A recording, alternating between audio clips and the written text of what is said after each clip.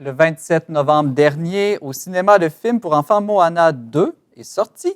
Depuis, il trône au sommet du box-office nord-américain, y compris ici au Québec. Laurence Godin-Tremblay, tu es allée voir ce film. Est-ce que c'est un bon film pour les enfants? Alors, je ferai mienne, Simon, la critique élaborée de mon fils de 4 ans, qui m'a accompagné pour cette sortie culturelle. Moana 1, c'était mieux. Il faut dire que toute ma famille était tombée en amour avec Moana il y a quelques mois après le visionnement du premier film. En fait, Simon, Moana 1 a presque tout du film pour enfants parfait. Une héroïne en quête de son identité qui finit par se comprendre en découvrant l'histoire de ses ancêtres. Un dilemme moral, osera-t-elle quitter sa famille et le confort de son île pour un bien plus grand? Risquera-t-elle sa vie en mer? Désobéira-t-elle à son père, lui-même traumatisé par la noyade d'un de ses amis alors qu'il était encore adolescent? Sans compter les chansons entraînantes, beaucoup mieux que Moana 2. Mon mari et moi, on les fait jouer d'ailleurs dans l'auto pour enterrer le bruit des enfants. Alors, j'ai dit, Simon, que Moana 1 a presque tout du film parfait pour enfants, car il manque un élément essentiel. Quoi, selon vous? Qui plaît aussi aux adultes, Je sais pas, des peut-être? chants de louange? Non, la mort d'un des deux parents.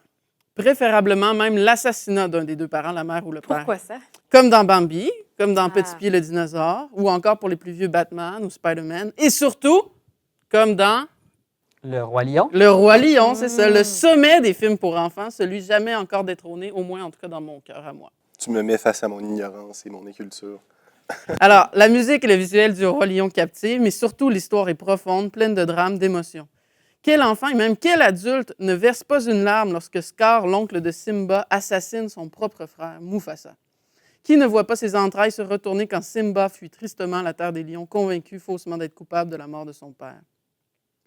Et quand finalement Simba revient pour sauver sa tribu, qu'il rencontre son amour de jeunesse Nala, que son père apparaît dans les étoiles pour dire « N'oublie pas qui tu es ». C'est un film parfait en tout point.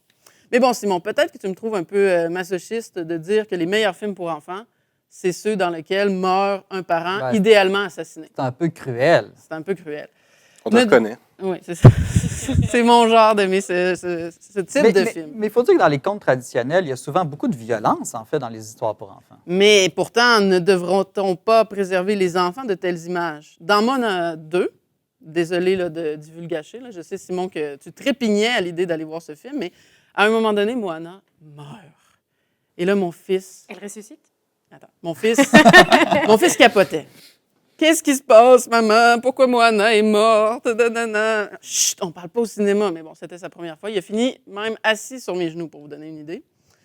Mais sauf que tout de suite, le Deus Ex Machina de Disney ressuscite effectivement Moana, après quelques secondes, ne pouvant pas laisser les enfants dans cette détresse. C'est christique, tout ça, là. Même si on comprend... Ouais, mais dans ce cas-ci, on ne comprend pas exactement comment ni pourquoi il ressuscite. Alors, Simon, dernièrement, les pédiatres demandaient aux parents de laisser les enfants prendre des risques. Hein? Ils disaient jouer au roi de la montagne, C'est pas ce que grimper la dans des pédiatre que arbres. j'ai vue en fin de semaine a dit pour le mien, mais bon. Elle était à jour. Ça, c'est tes histoires à toi.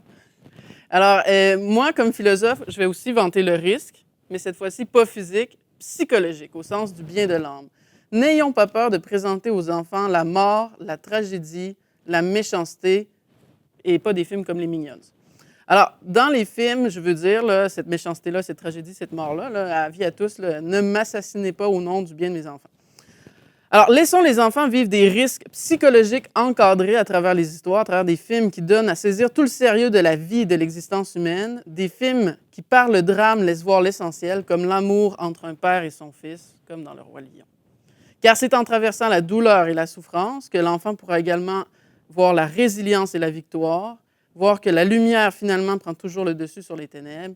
Comme le disait Sam Gamgee à Frodon, c'était ces histoires, celles où il y avait des dangers et des ténèbres, dont on se souvenait et qui signifiaient tellement, même lorsqu'on était trop petit pour les comprendre. Donc, Laurence, on va le voir ou pas avec les enfants durant le temps des fêtes, ce film Moana 2? Non, louez Moana 1, mais Moana 2 ne vaut pas la peine. OK. Laurence Godin-Tremblay, chroniqueuse pour leverbe.com. Merci beaucoup. Merci.